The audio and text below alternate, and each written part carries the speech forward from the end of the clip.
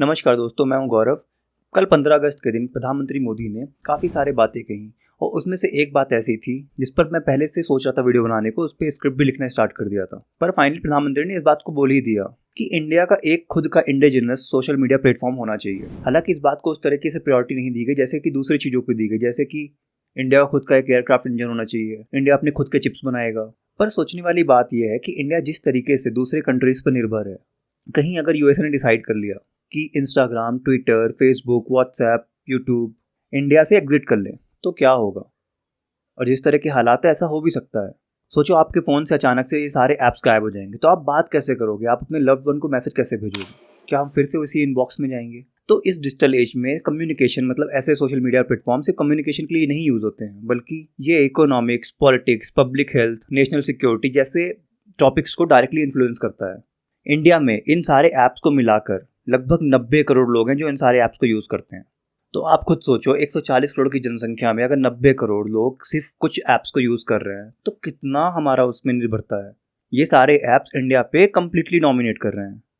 आपने नोटिस किया होगा कि पहले जिस तरीके से रैलियाँ निकलती थी पॉलिटिकल कैंपेन्स में, जिस तरीके से घर घर जाके बात होती थी, पैर छू छू कर बातें होती थी, मैं ये नहीं बोलूँगा कि अब ये बिल्कुल ख़त्म हो चुका है, पर पहले से काफ़ी कम हो गया है क्योंकि वो पॉलिटिकल कैंपेन्स अब सोशल मीडिया पे शिफ्ट हो गई। क्योंकि 90 करोड़ लोग सोचो जिन तक डायरेक्ट मैसेज पहुंच रहा है, जिन पर डायरेक्ट पॉलिटिकल मैसेज भेजा जा सकता है या किसी भी तरीके का मैसेज भेजा जा सकता है।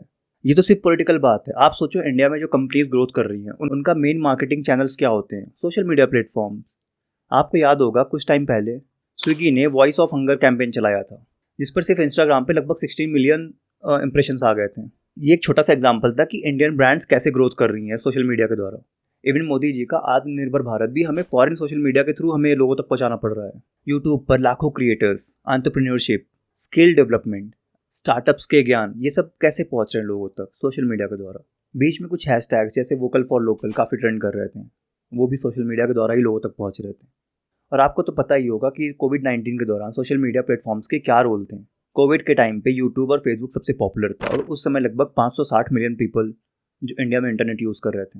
और उस समय मिनिस्ट्री ऑफ हेल्थ, WHO और स्टेट गवर्नमेंट्स ने इन्हीं प्लेटफॉर्म का सहारा लेकर इवन व्हाट्सएप पर भी ऑफिशियल हेल्पलाइंस को रन की गई थी।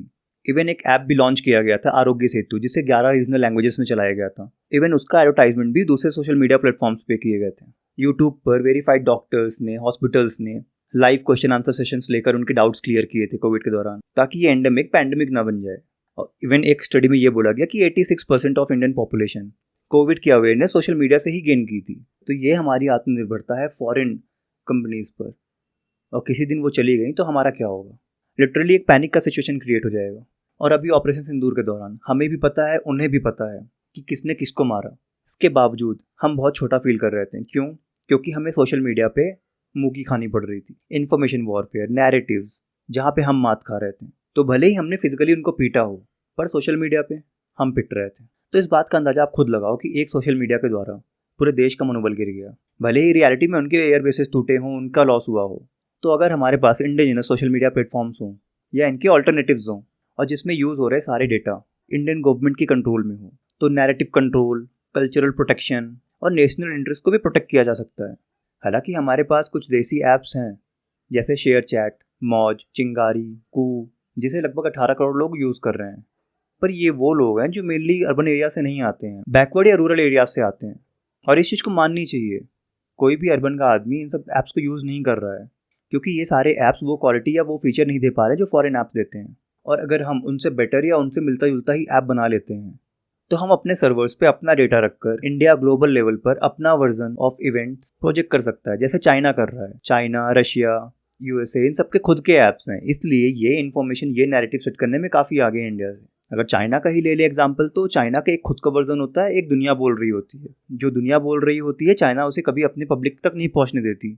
तो इससे उनकी पब्लिक का उनकी गवर्नमेंट पर भरोसा बना रहता है। और ऑब्वियसली कभी कभी कुछ ऐसे केसेस भी आएंगे जब वहाँ की पब्लिक अपने गवर्नमेंट के खिलाफ जाएगी, तो वो सारी चीज़ें कभी बाहर नहीं आ सकती चाइना की। क्यों? ताकि बाहर वालों को लगे कि चाइना की पब्लिक चाइना को ट्रस्ट करती है। ये सब तो छोड़ो, चाइना ने खुद का बनाया। इवन हमने भी चाइना की कुछ ऐप्स को यूज़ किए हैं, जैसे वीचैट, जो कि चाइनीज़ स्टेट कंट्रोल्ड ऐप है। और वहीं दूसरी तरफ पाकिस्तान अपने प्रोपेगेंडा टूल्स डिज़ाइन कर रहा है, और ये आपको ही मानना पड़ेगा कि पाकिस्तान हमसे इस पे काफ़ी आगे है। तो इसी तरह कुछ इंडिया को भी अपना इन्फॉर्मेशन सिस्टम को सिक्योर रखना होगा। मोदी जी ने बार बार कहा है कि भारत का विजन है विश्व गुरु बनना, और डिजिटल इंफ्रास्ट्रक्चर इसमें बहुत बड़ा रोल निभाएगा। और हम अपने द्वारा बनाए गए प्लेटफॉर्म्स को साउथ अफ्रीका, अफ्रीका और जहाँ जहाँ इंडियन डायस्पोरा है वहाँ वहाँ हम उसे एक्सपोर्ट कर सकते हैं। इससे हमारा सॉफ्ट पावर और बढ़ सकता है, जो कि इंडिया का यूपीआई पेमेंट सिस्टम ने ऑलरेडी करके दिखाया है। और इंडिया की इमेज इंडिया के बाहर जो भी बनी है हम उसे चेंज कर सकते हैं। बाहर की कंट्री सोचती है कि इंडिया में गंदगी है, हम अपना प्लेटफॉर्म बना के अपना वर्जन रख सकते हैं वहाँ पे कि कई मामलों में भारत आपसे भी आगे है। हालांकि उनका तो मोटो रहता है गंदगी और गरीबी ढूंढने का, तो इसलिए जरूरी है कि हमें अपना खुद का एक प्लेटफॉर्म बनाना चाहिए। तो अब बात करते हैं क्या होगा कि अगर यूएसए डिसाइड करता है कि ये सारे ऐप्स इंडिया को लेफ्ट आउट कर दें। तो सबसे पहले हमें एक इकोनॉमिक हिट लगेगी। जैसे कि इंडिया में वैसे भी एम्प्लॉयमेंट बहुत कम जनरेट होती है, तो लगभग 1.5 करोड़ डिजिटल कंटेंट क्रिएटर्स इससे अफेक्ट होंगे, और उसमें से एक मैं भी हूँगा भाई। लगभग $2.8 बिलियन की डिजिटल मार्केटिंग इंडस्ट्री अफेक्ट होगी। इससे बिजनेसेस भी कोलैप्स होंगे, मिलियंस ऑफ एसएमईज अपने मार्केटिंग चैनल्स को लूज करेंगे, और डिजास्टर मैनेजमेंट पब्लिक अवेयरनेस के बीच एक गैप बनेगा। मतलब इसमें डिले होगा। आपको पहाड़ों पे घूमने जाना है, आपको पता ही नहीं कि वहाँ पे लैंडस्लाइड हो रहा है या वहाँ पे क्या हुआ है, और आप जाओगे आप फंस जाओगे।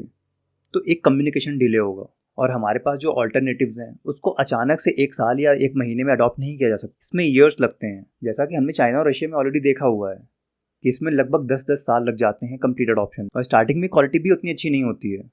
वो धीरे धीरे धीरे धीरे जब लोग आते हैं, पैसे आते हैं, तो क्वालिटी इंप्रूव होती है। हालांकि इंडिया को कुछ चैलेंजेस भी होंगे अपने प्लेटफॉर्म्स को बनाने में, क्योंकि यूएसए की कंपनीज इस मामले में टेक जाइंट्स हैं।